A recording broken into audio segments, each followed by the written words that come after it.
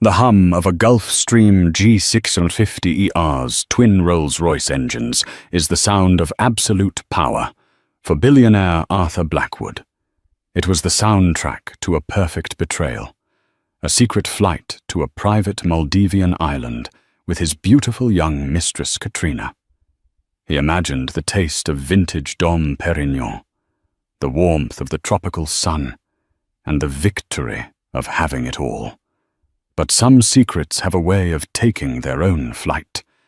He was about to learn that at 40,000 feet there is nowhere to run, when the woman you've wronged is not only the mother of your unborn child, but also the architect of your downfall. The black Escalade glided through the private gates of Teterboro Airport with the hushed deference reserved for royalty or immense wealth. Inside, cushioned by supple leather, Arthur Blackwood adjusted the cuff of his bespoke Brioni suit.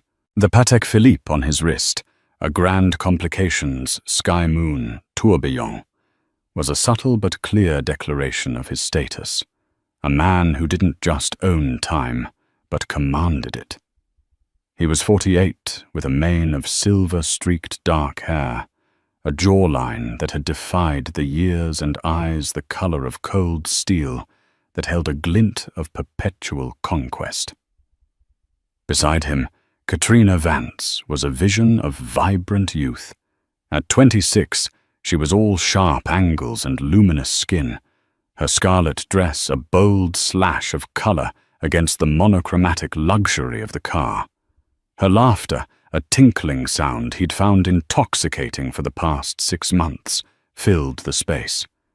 She ran a perfectly manicured hand through her blonde hair, a gesture that was both nervous and theatrical. "I still can't believe this is real, Artie."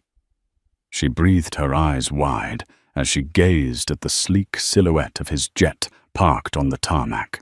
The aircraft, a Gulfstream G650ER, registered as N9AB, was his pride and joy, a $65 million testament to his dominance in the world of green technology and aggressive corporate acquisition.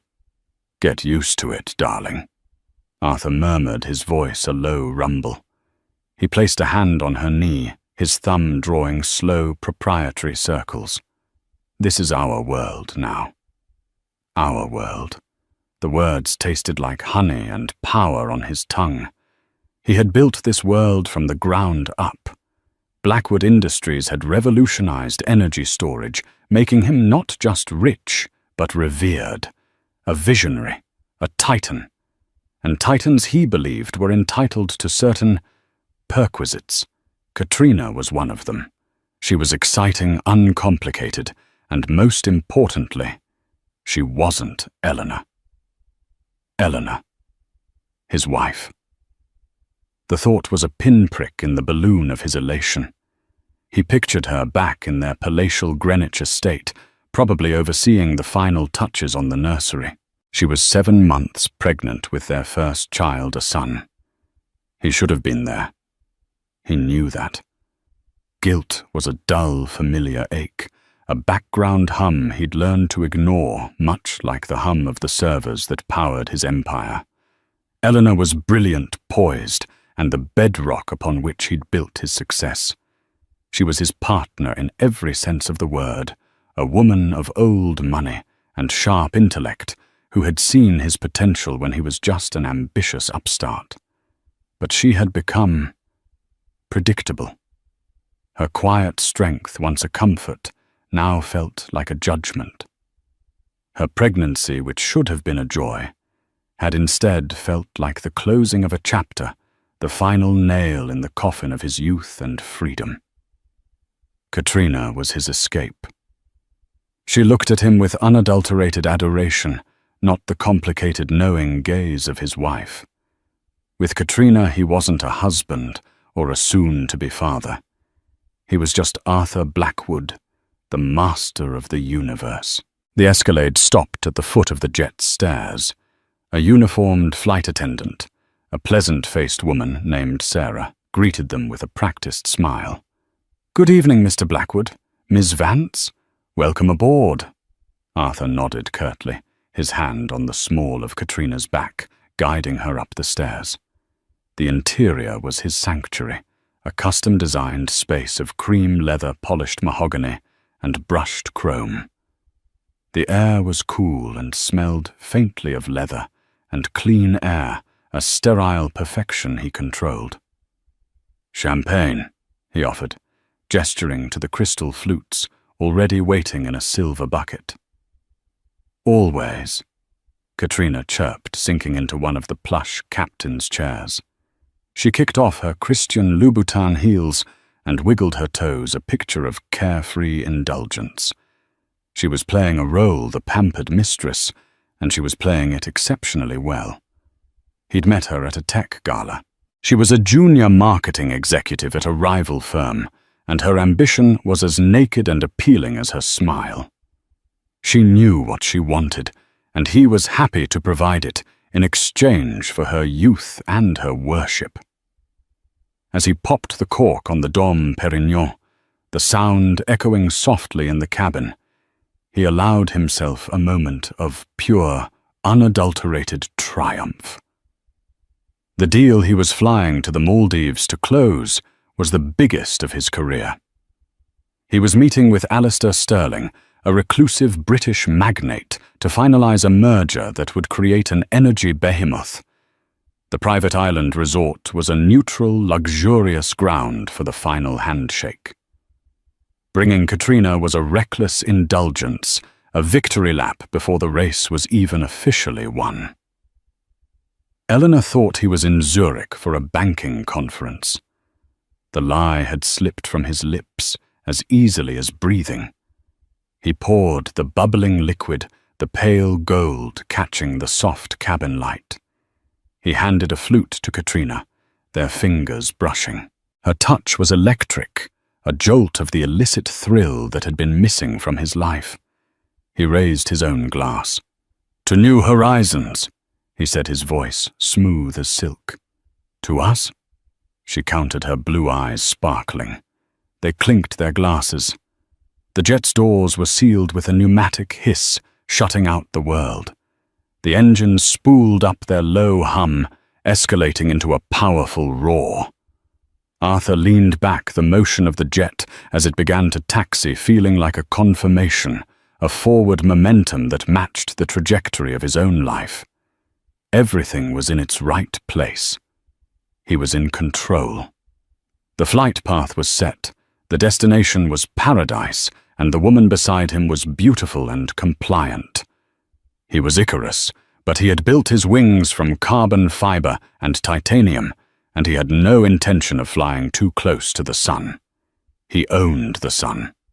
The Gulf Stream accelerated down the runway, a surge of raw power pressing them back into their seats. With a final graceful lift, they left the ground behind, ascending into the dark, star-dusted canvas of the night sky. Below them, the lights of the city sprawled like a carpet of scattered diamonds. Arthur took a sip of his champagne. It was perfect. Everything was absolutely, flawlessly perfect. The climb to 41,000 feet was a smooth and silent affair, a testament to the Gulf Stream's engineering. Below, a thick blanket of clouds obscured the earth, creating the illusion that they were utterly alone, suspended in a private universe of mahogany and champagne. Arthur had just finished regaling Katrina with the story of a corporate takedown, embellishing the details to magnify his own cunning. She listened with rapt attention, her head tilted, her lips parted in a mixture of awe and arousal. It was a performance he'd perfected over the years, and she was the perfect audience. "And that's how I ended up owning the patent for the entire hydrocell line," he concluded, allowing a small, self-satisfied smile to play on his lips. "You're a shark, Artie," Katrina said, her voice breathy. "A beautiful, brilliant shark." She leaned across the console between them, intending to kiss him.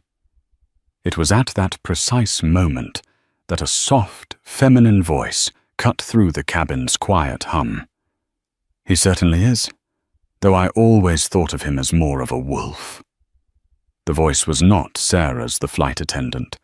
It was calm, measured, and devastatingly familiar.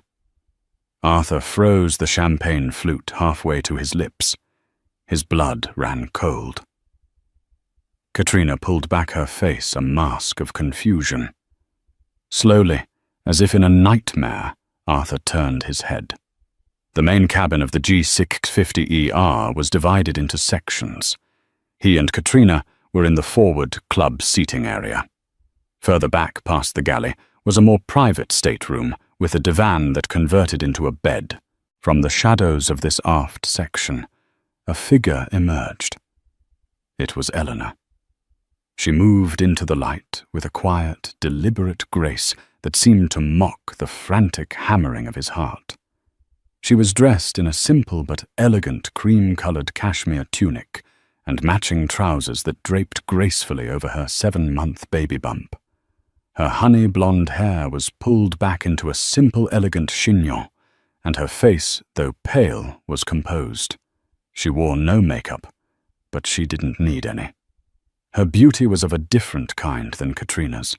It was architectural, ingrained in the fine structure of her bones and the intelligence of her clear grey eyes. And it was those eyes that were fixed on him, now holding a look that was not angry, not hysterical, but something far more terrifying, placidly observant, as if she were studying an interesting but disappointing specimen under a microscope. "Eleanor." Arthur breathed his voice, a strangled whisper. The name felt foreign in his mouth, an artifact from a different life. "What? How are you here?" Katrina stared, her mouth agape. The color drained from her face, leaving her looking garish and cheap in her scarlet dress. She looked from Arthur's horrified expression to the serene, pregnant woman who had appeared as if by apparition. "Hello, Arthur," Eleanor said, her voice perfectly even. She didn't so much as glance at Katrina, a dismissal more profound than any insult. She moved to one of the empty captain's chairs opposite them, lowering herself into it with the careful deliberation of late pregnancy. "I believe you were heading to Zurich for a banking conference. It seems the pilot has taken a rather significant detour. The Maldives, I hear, are lovely this time of year." The cabin, once a cocoon of illicit pleasure, instantly became a high-altitude pressure cooker. The air grew thick and heavy, charged with unspoken accusations and the deafening silence of Arthur's lies. He scrambled for an explanation, a foothold, but his mind was a slick surface of panic. How had she known? How had she gotten on the plane? The flight manifest, the crew. He controlled every aspect of his life with meticulous precision. This was impossible. There was a last-minute change of plans. He stammered, the words sounding weak and pathetic, even to his own ears. A meeting with Sterling. It was moved. Alistair Sterling. Eleanor's eyebrow arched slightly. How fascinating. I wasn't aware his portfolio included associates of Miss Vance's caliber. She finally allowed her gaze to drift to Katrina, a quick, dismissive scan that took in the too bright dress, the shocked expression, the aura of being wildly out of her depth. Katrina visibly flinched and shrank back in her seat, suddenly looking less like a seductive son and more like a child caught playing dress-up in her mother's clothes. "Eleanor, please," Arthur began, his voice low and urgent. "This isn't the time or the place." "On the contrary, Arthur," she replied, her voice losing none of its glacial calm. She folded her hands over her swollen belly, a gesture that was both maternal and regal. "I can't think of a more perfect place. 40,000 feet up, nowhere to run. No meetings to rush off to, no calls to take, no lawyers to hide behind. Just us, a captive audience." Sarah, the flight attendant, appeared at that moment, her face a carefully blank mask. She looked only at Eleanor. "Would you care for anything, Mrs. Blackwood? Perhaps some chamomile tea?" "That would be lovely, Sarah." "Thank you," Eleanor said, with a small, gracious smile. The casual exchange was a dagger in Arthur's gut. Mrs. Blackwood. The crew knew. They were her accomplices. He looked at the cockpit door, feeling a surge of impotent rage. His pilot, Robert, had been with him for over a decade. He had been betrayed by his own staff. How? He asked, the single word encompassing a universe of questions. Eleanor's gaze returned to him, her expression unreadable. "You seem to be operating under a misapprehension, Arthur. You think of this as your jet. You forget that when we restructured our assets 2 years ago, I had my name added to the ownership title of the G650. Technically, it's just as much my plane as it is yours. I don't need permission to board it. I just need to make a phone call." The ground fell away from beneath him for a second time, a psychological plunge far more jarring than the jet's initial ascent. Of course, the asset restructuring, an exercise in tax law esoterica that his lawyers and Eleanor, with her sharp financial mind, had overseen. He'd barely paid attention, signing whatever documents she'd put in front of him, trusting her implicitly. The irony was a bitter pill. His own complacency, his own dismissive trust in her quiet competence had become the weapon she was now wielding against him. He was trapped in a multi-million-dollar prison of his own creation, with his pregnant wife as the warden and his mistress as his fellow inmate. The flight to paradise had just become a slow, excruciating descent into hell. The chamomile tea arrived in a delicate porcelain cup, its steam coiling in the chilled cabin air. Eleanor cradled it in her hands, her movements serene and unhurried. The contrast between her composure and the frantic chaos in Arthur's mind was dizzying. His thoughts raced, cycling through denial rage and a rapidly growing sense of dread. He was a man accustomed to controlling every variable, to gaming every system. But in this equation, Eleanor was an unknown integer, a variable he had long ago dismissed and filed away as a constant. He looked at her truly, looked at her for the first time in months. He saw the faint new lines of fatigue around her eyes, the subtle shift in her posture to accommodate the new life she carried. And for a fleeting, painful moment, he was thrown back in time. He remembered their beginning. They had met at a fundraiser long before the name Blackwood Industries meant anything. He was a brash engineer with a revolutionary idea and a failing startup. She was the daughter of the banking magnate, a recent Wharton graduate who saw past his threadbare suit and into the core of his ambition. She hadn't just invested her family's money. She had invested herself. She had spent late nights with him poring over schematics and business plans, her brilliant mind refining his raw vision. He remembered the thrill of their shared purpose, the electricity of building something together. He remembered falling in love with her intellect as much as her understated elegance. She was his partner, his confidant, his kingmaker.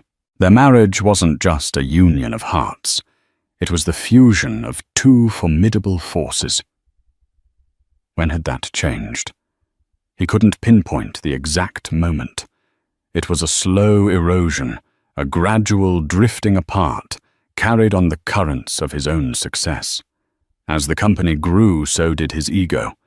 The more the world revered him as a solitary genius, the more he began to believe it. He started seeing Eleanor's contributions, not as a partnership, but as support. Her counsel became nagging. Her caution became pessimism. He had started to feel constrained. The empire they built together began to feel like his cage, and she its gentle but firm keeper. Katrina was the antithesis of that. She demanded nothing of his mind, only his wallet and his attention. She was a reflection, not a partner, a smooth, flattering mirror, showing him the powerful, untethered man he wanted to be. "I imagine you have questions," Eleanor said, her voice pulling him from his reverie. She took a delicate sip of her tea, her eyes never leaving his. Before Arthur could respond, Katrina, who had been preternaturally silent, finally found her voice. It was brittle, laced with a tremor of fear and humiliation. "Who do you think you are?" she snapped, directing her words at Eleanor. It was a pathetic attempt to reclaim some semblance of power to re-establish her position. "You can't just king. I am his wife." Eleanor cut in her tone as sharp and cold as breaking ice. She still didn't look directly at Katrina, addressing her as one might an annoying insect. "And the mother of his son. The question is, who are you? Besides, of course, a line item on a discretionary spending account, I am about to have frozen." The calculated cruelty of the remark landed with pinpoint accuracy. Katrina paled, her bravado crumbling into dust. She was not a player in this game. She was the board itself, something to be cleared away, when the real players made their moves. She opened her mouth to speak again, then closed it, looking at Arthur with pleading eyes, begging him to intervene to defend her. But Arthur was paralyzed. Defending Katrina would be an admission of everything. Siding with Eleanor was impossible. He was caught in a no-man's land of his own making. He chose a third option deflection. "Eleanor, this is a business trip. My relationship with Ms. Vance is a professional one." The lie was so audacious, so insulting to her intelligence, that a flicker of something, was it amusement or pity, crossed Eleanor's face.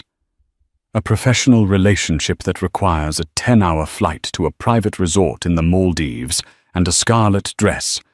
She countered, her voice dry. "Does she take minutes, Arthur, or is her role more hands-on?" The thinly veiled crudeness was so unlike her that it stunned him. The Eleanor he knew was above such things, always maintaining a veneer of perfect propriety. This was a new Eleanor one, who had shed her customary restraint. "Let's not debase ourselves with flimsy lies," she continued, her voice hardening. "I know everything. I've known for 4 months. Since the gala at the Met, where you spent more time with her than your own wife. You're not as subtle as you think you are, Arthur. Your arrogance makes you careless." 4 months. She had known for 4 months.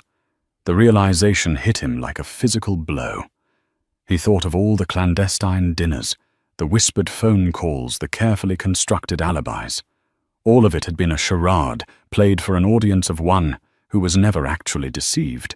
She had been watching him, letting him spin his web of lies, all while carrying their child. The depth of her patience, her silent forbearance, was terrifying. It wasn't the patience of a victim. It was the patience of a hunter. His mind reeled. He had underestimated her so profoundly, it was tantamount to a strategic blunder of catastrophic proportions. He had viewed her as a domestic fixture, a part of the beautiful static background of his life. He had forgotten the razor-sharp mind that had helped him dissect competitors and navigate hostile takeovers. He had forgotten the woman who could command a boardroom with a quiet word, who could see 3 moves ahead, while everyone else was still focused on the opening gambit. He had forgotten that the person who helped you build an empire knows exactly where all the load-bearing walls are, and exactly how to bring the whole thing crashing down. The turbulence that suddenly shook the aircraft felt like an external manifestation of his internal state. The jet bucked, and a champagne flute slid from the console, shattering on the plush carpet. Katrina let out a small shriek. But Eleanor didn't even flinch. She simply held her teacup, her hand perfectly steady, her eyes locked on his. "It's just a bit of weather," she said, her calm a stark indictment of his own unraveling. "It will pass.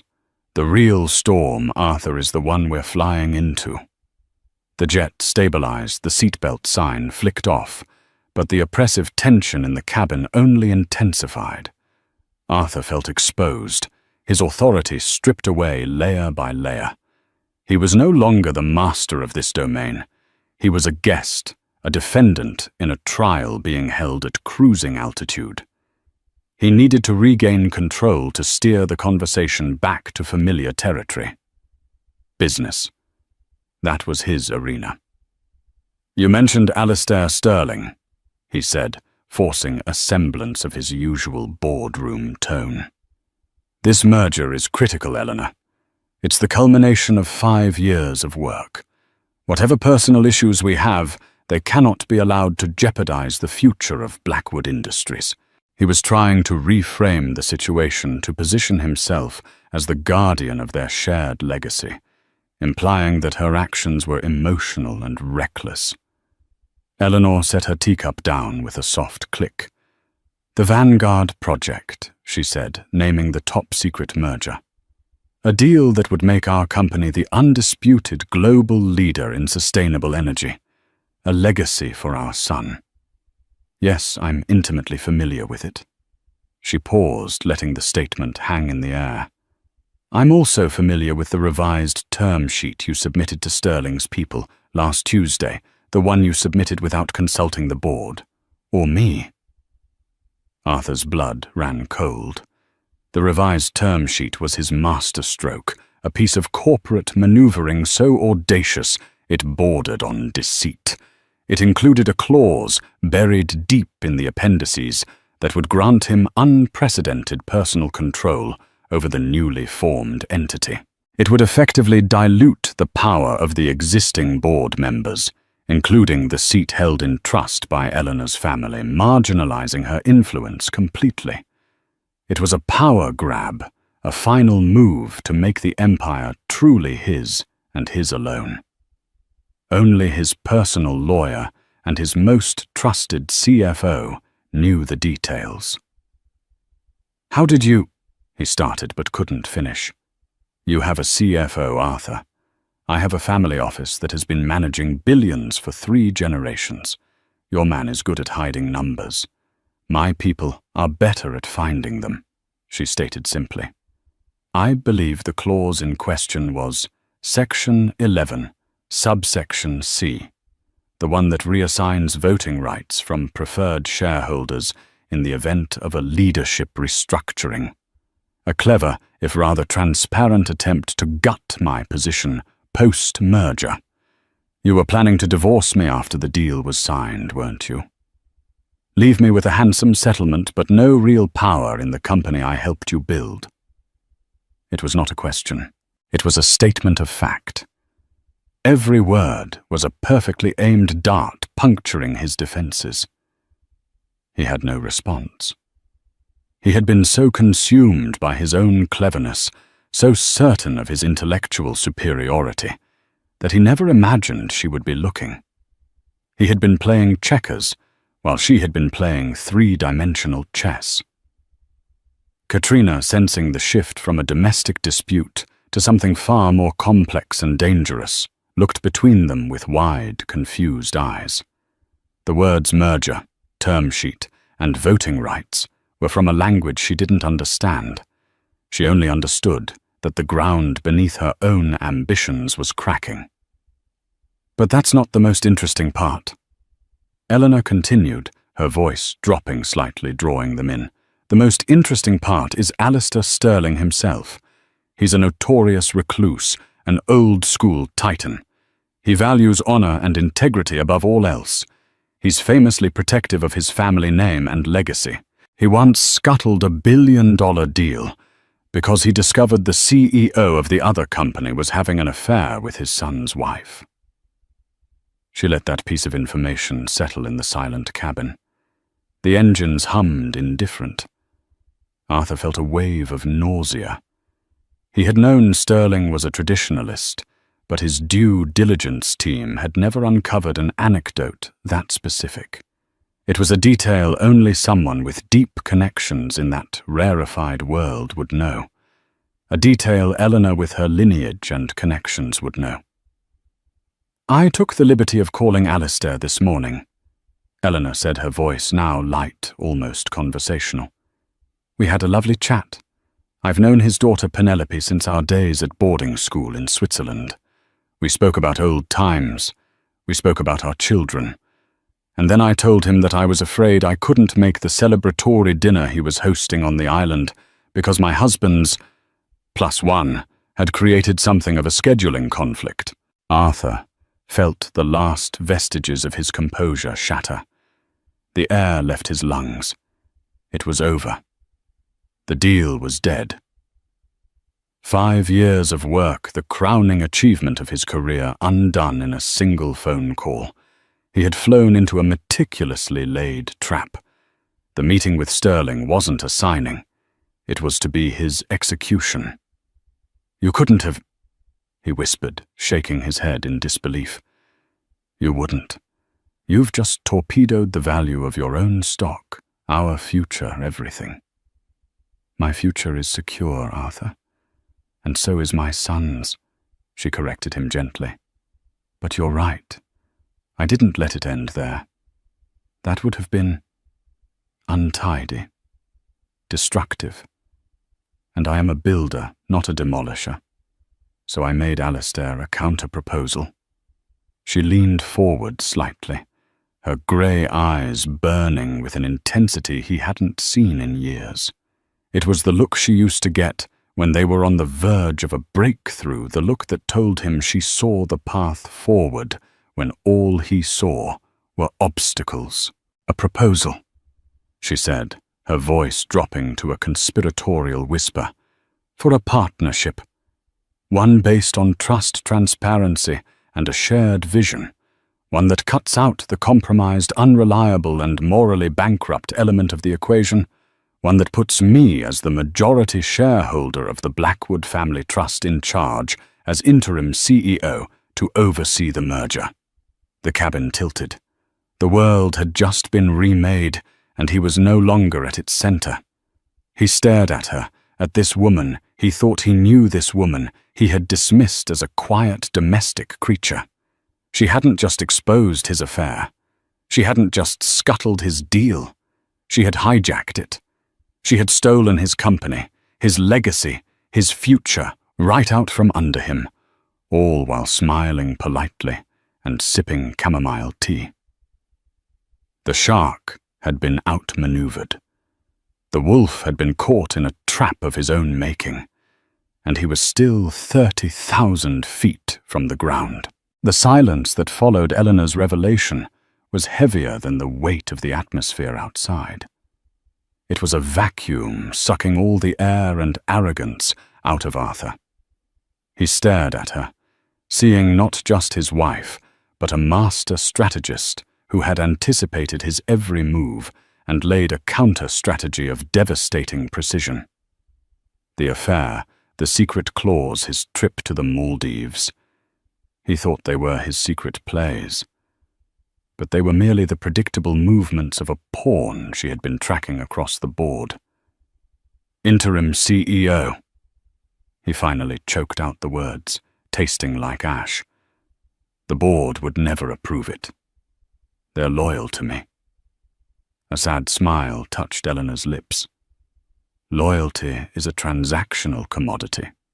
Arthur, you of all people should know that. Your loyalty to the board was conditional on your ability to deliver profit and power. By attempting to disenfranchise them with your secret term sheet, you voided that contract.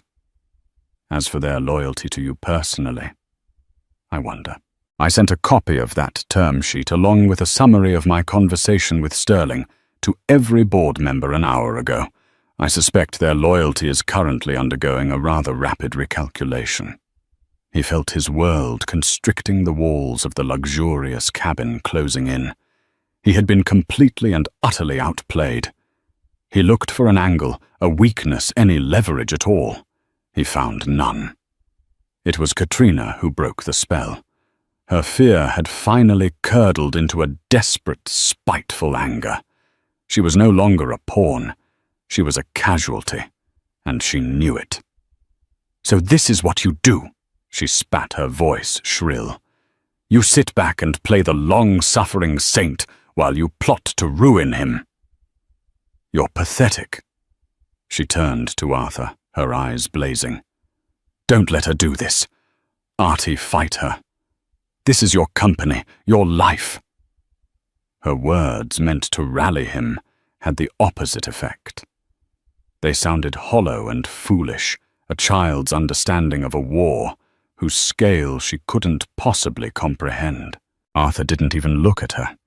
His focus was entirely on Eleanor. "Why?" he asked, his voice barely a whisper. Was it just about the affair? Eleanor revenge? He needed to believe it was something as simple as jealousy, a crime of passion. To accept that it was a cold, calculated response to his business betrayal was to accept his own utter defeat. Eleanor's gaze softened for the first time, a flicker of the woman he once knew shining through the icy facade. "Do you think so little of me, Arthur? After all these years? Do you think this is about her?" She gestured vaguely in Katrina's direction without looking at her. "She is a symptom, not the disease. The disease is your belief that you can have everything without consequence, that the rules of decency and partnership don't apply to you." She leaned back, resting a hand on her stomach. "For months I've watched you. I watched you lie to me, your partner, the woman carrying your son. Then I discovered you were also lying to our board, the people who entrusted you with their fortunes. And you were lying to Alistair Sterling, a man whose trust you needed. And through it all you were lying to yourself, pretending you were still the hero of your own story. A wolf. Arthur will eventually eat its own pack to survive. I couldn't let you devour what we built together. I couldn't let you poison our son's legacy before he was even born." Her words were not accusatory. They were a diagnosis delivered with the calm, detached authority of a doctor giving a terminal prognosis. He had no defense because she was right. His hubris had become a cancer metastasizing through every part of his life, and she was performing a radical, painful surgery to save the larger organism. "What you've done is corporate espionage," he said weakly, grasping at legal straws. "It's illegal." "Is it?" she countered. "As a co-owner of this jet, I have a right to be on it. As a board member and a primary shareholder, I have a right to communicate with other board members about company matters. As an acquaintance of Alistair Sterling, I have a right to speak with him about his business dealings, especially when they directly impact my own assets. I have been very, very careful, Arthur. My legal team is far better than yours. You should know that. I'm the one who hired them for you." Every sentence was another door slamming shut. He looked around the cabin, this gilded cage he had built, and saw it for what it was, a monument to a hollow man. The polished wood, the soft leather, the silent hum of the engines, it all felt like a mockery now. He finally turned to Katrina. He saw the desperate hope in her eyes, the last-ditch belief that the powerful man she'd attached herself to would save her. And in that moment, all he felt was a profound, soul-crushing weariness. She was a complication. He no longer had the energy to manage a symbol of the cheap, easy thrills he had chosen over the deep, challenging partnership he had thrown away. "Get her a drink," he muttered to the empty air, not caring if a flight attendant heard. He couldn't look at her anymore. "She can order her own," Eleanor said quietly, but with an unmistakable edge of finality. From this moment on, Arthur, you are no longer in a position to give orders on this aircraft, or anywhere else. The full weight of his new reality settled upon him. He wasn't just losing a deal or a company. He was losing his identity. Arthur Blackwood, the Titan, the visionary, the master of the universe, was gone. In his place was just a man, a cheat, a failure trapped in a metal tube, hurtling through the stratosphere with the two women who represented the ruin of his past and the bleakness of his future. And outside the window, the first light of dawn was beginning to break, promising a new day that he would have no part in commanding. As the sun began to cast a pale, ethereal glow on the endless expanse of clouds below, the jet began its slow, graceful descent toward the Maldives. The archipelago appeared as tiny emeralds scattered across a turquoise silk sheet, a vision of paradise that felt to Arthur like the cruelest of jokes. Paradise was supposed to be a reward, a destination for the victorious. For him, it was a place of exile. An announcement chimed softly through the cabin. Cabin crew, prepare for arrival. Eleanor, who had been quietly reading on a tablet for the past hour, looked up. She set the device aside and turned her full attention back to Arthur. Her expression was no longer one of icy fury or disappointment. It was something more akin to serene finality, the look of a person who has completed a difficult but necessary task. Before we land, she began, her voice calm and clear, there are a few final pieces of housekeeping. From the leather portfolio beside her, she produced a slim document-bound folder. She slid it across the polished mahogany table toward him. Her movements were fluid and precise. "What is this?" he asked, his own voice sounding hollow and unfamiliar. "That," she said, "is our new reality. It contains several items. First, divorce papers. My lawyers filed them in New York this morning. They cite irreconcilable differences and include a comprehensive infidelity clause. Second, a petition for an emergency restraining order preventing you from approaching me, our home in Greenwich, or any of my personal assets. It has already been granted by a judge." Arthur stared at the folder, unable to bring himself to touch it. Each document she named was another bar clanging shut on his prison. Third, she continued her pace, unhurried, is a formal notice of your suspension as CEO of Blackwood Industries, pending a full board investigation into your corporate malfeasance and breach of fiduciary duty. As per the company bylaws, which I helped write, you'll recall a majority vote of the board is sufficient for suspension. I secured that vote 3 hours ago via email. Your corporate accounts and access credentials have been frozen. He finally looked up from the folder, his eyes meeting hers. The steel was gone from his gaze, replaced by a dawning, desperate horror. "Eleanor, you can't. The company. It's my name. It's my life." "It was your life's work," she corrected him gently. "But you were willing to gamble it all for a little more power and a lot more ego. The company will survive. It may even thrive under leadership that values collaboration over tyranny." Katrina, who had been huddled in her seat, wrapped in a cashmere blanket like a frightened child, made a small, choked sound. This was far beyond a jilted wife getting her revenge. This was a corporate execution, and she was nothing but collateral damage.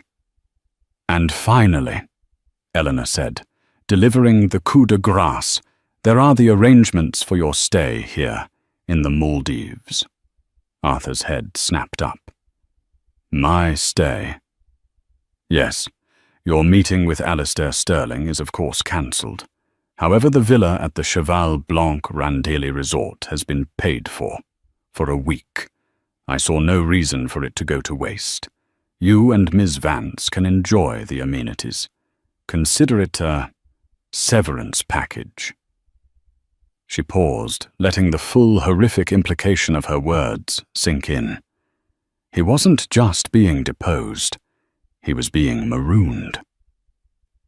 After you disembark, Eleanor continued, this jet will refuel and take me back to New York.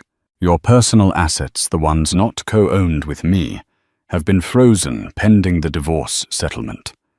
The credit card you used to book Ms. Vance's ticket was cancelled mid-flight, so I would advise you to enjoy the prepaid hospitality. Because as of this moment, you are a man of very limited means. He was speechless, utterly and completely broken. He looked at the woman before him, the mother of his child, and saw a stranger, a brilliant, ruthless stranger who had planned his destruction with the same meticulous care she had once used to plan his success. The pilot's voice came over the intercom, smooth and professional. Mrs. Blackwood, we are on final approach. We should be on the ground in 5 minutes. Mrs. Blackwood. Not Mr. The pilot, Robert, his loyal employee of a decade, had made his allegiance clear. Another betrayal, another nail in his coffin.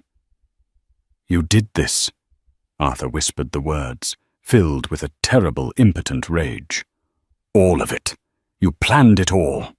No, Arthur, Eleanor said, and for the first time a genuine sadness touched her features. You did this. You made the choices. You signed the papers. You booked the flight. I am simply the consequence. The jet banked, and the full, breathtaking beauty of the atoll filled the window. Crystalline water, white sand, lush green palms. It was a picture of heaven.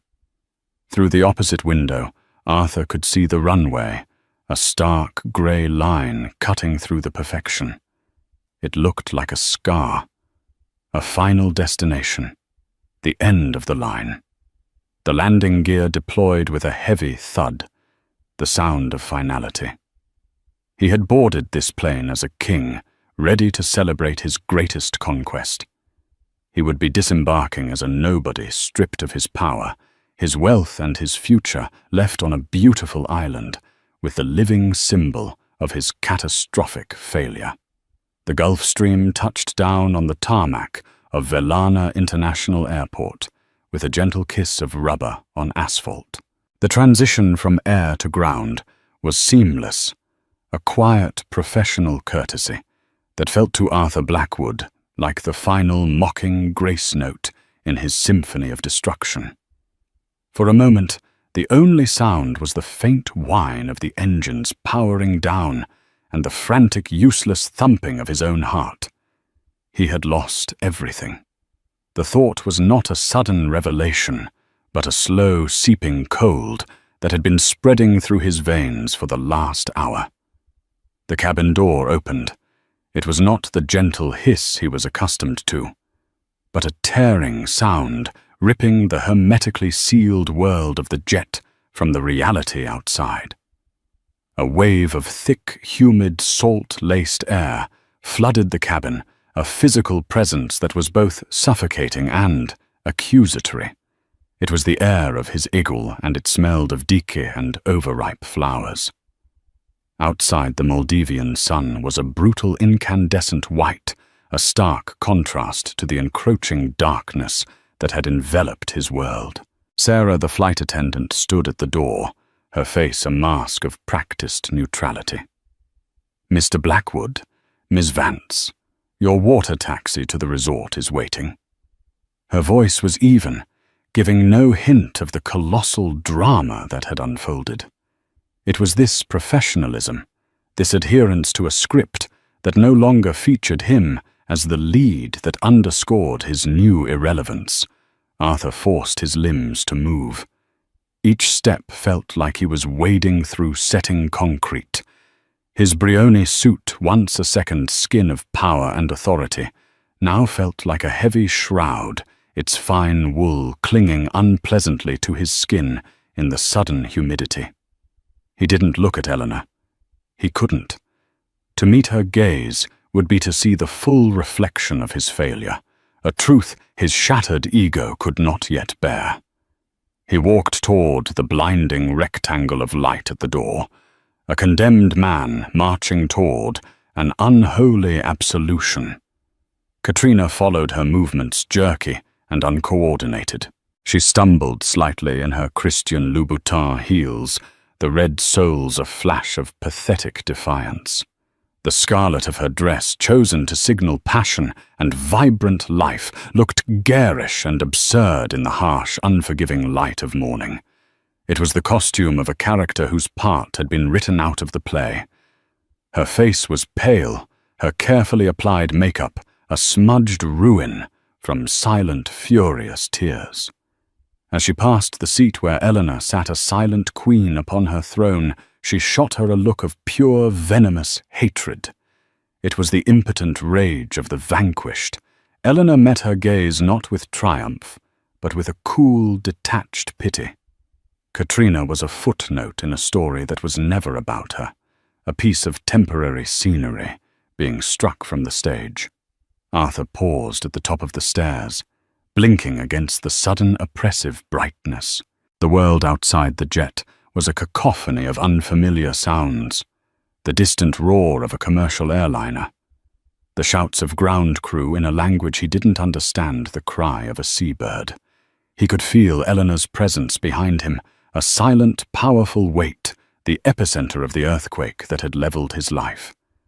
He had lost the company that bore his name, the fortune he had amassed, the wife who had been his anchor, and the son he would now likely never know. He had traded it all for a series of cheap thrills and the hollow echo of his own voice in rooms filled with sycophants. He and Katrina descended the stairs. Each step down was a step down in status, in power, in existence. The moment their feet touched the hot, sticky tarmac, the jet's stairs began to retract with a smooth, robotic whine. The door closed with a decisive pneumatic hiss, the sound as final and irrevocable as a bank vault being sealed for the last time. It was a final, brutal act of severance.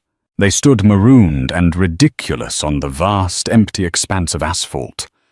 The Gulf Stream, his Gulf Stream, sat gleaming in the sun, an alien object of immense power and beauty that was no longer his. Ground crew scurried around it, their movements efficient and indifferent. They were refueling it for its journey home, a journey he would not be taking. "So what now, Artie?" Katrina's voice was sharp, a shard of glass in the thick air. The pet name was no longer affectionate. It was a sneer. "What was your master plan for this?" Arthur turned to look at her, truly seeing her for the first time since Eleanor's appearance. The allure was gone, replaced by a desperate, grasping fear. She wasn't his beautiful escape. She was his fellow inmate. "Enjoy the villa," he said, his voice a dead, flat monotone. "Eleanor has paid for it." The mention of his wife's name made Katrina flinch, as if struck. "So I'm stuck here. With you. You have nothing, do you? You're nothing." "We are what we are," he replied, turning away to watch the jet. A man in a crisp white shirt and shorts approached them, holding a clipboard. "Blackwood party?" he asked, his tone bored and functional. Arthur just nodded, the word caught in his throat. Inside the cabin, Eleanor felt the change the moment the door sealed. The pressure in the air, the tension that had been coiled in every corner, vanished. She took a deep, cleansing breath, consciously relaxing muscles in her shoulders and jaw. She hadn't realized were clenched. It was over. Sarah approached her, offering a warm, damp towel scented with lavender. "We're cleared for departure as soon as refueling is complete, Mrs. Blackwood. May I prepare some breakfast?" Eleanor took the towel, pressing it to her temples. The simple gesture of care felt profound. "Just some fruit and water, please, Sarah." she said, a genuine smile finally reaching her eyes. "Thank you. For everything." "It was my pleasure, ma'am," the flight attendant replied, her voice filled with a quiet, respectful loyalty that Arthur's money could never buy. "And congratulations are in order, I believe?" Eleanor placed a protective hand on her belly. The baby kicked a small, reassuring flutter from within a secret conversation between mother and child. This was what it had all been for.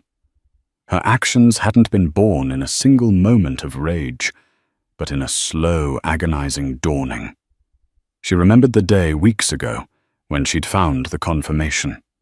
It wasn't a lipstick-stained collar, but something far more modern and clinical, a charge on a secret credit card statement for a suite at the Baccarat Hotel on a night he was supposedly in Boston. She hadn't screamed or cried. Instead, a strange preternatural calm had descended upon her. In that moment, she knew the man she had married, the partner she had built a life with, was gone. What remained was a hollow shell, a monument to his own ego. Her plan wasn't vengeance. It was preservation. It was a necessary amputation to save the body of their life's work and to build a wall around the future of their son. As the jet taxied back toward the runway, she looked out the window. She saw them, two small, solitary figures, standing near the water taxi terminal, shimmering in the heat haze. A man in a ruined suit, and a woman in a scarlet dress looking small and lost against the vast, indifferent blue of the Indian Ocean. They were shrinking, becoming insignificant footnotes to the breathtaking landscape. A profound sadness washed over her, but it was a clean, cathartic grief. Sadness for the man Arthur used to be, for the love they had once shared, and for the dream that had died, not with a bang, but with the quiet click of a closing jet door. But there was no regret. You do not regret escaping a burning building. The Rolls-Royce engines roared to life, a sound of pure, unadulterated power. The jet surged forward, lifting effortlessly into the sky. She didn't watch the island disappear. Instead, with a quiet, deliberate motion, she reached over and pulled down the window shade, shutting out the past. She turned her gaze forward to the open cabin and the journey ahead. "Sarah," she called out, her voice clear and steady. "Could you please bring me the flight plan? I'd like to review our course for New York." She was the one charting the course, now flying into a new dawn of her own making. That was the story of how a Titan's betrayal at 40,000 feet led to his spectacular downfall, orchestrated by the one person he fatefully underestimated. It's a raw, gripping reminder that power, loyalty, and love create a volatile cocktail, and underestimating a brilliant woman is a gamble no billionaire can afford. What Eleanor did was not just an act of revenge, but a masterclass in strategy and self-preservation. If this story of high-stakes drama and intricate power plays captivated you, please let us know in the comments below. And that wraps up today's story. Now we want to hear from you. Where are you watching from? Drop your city or country in the comments, and let's see how far these stories reach. If this story moved you or gave you chills, give it a like, share, and subscribe for more powerful stories. One last thing, rate the story from 1 to 10 in the comments. Your feedback helps us bring you even better ones next time. Thanks for watching. We appreciate you being part of this storytelling journey.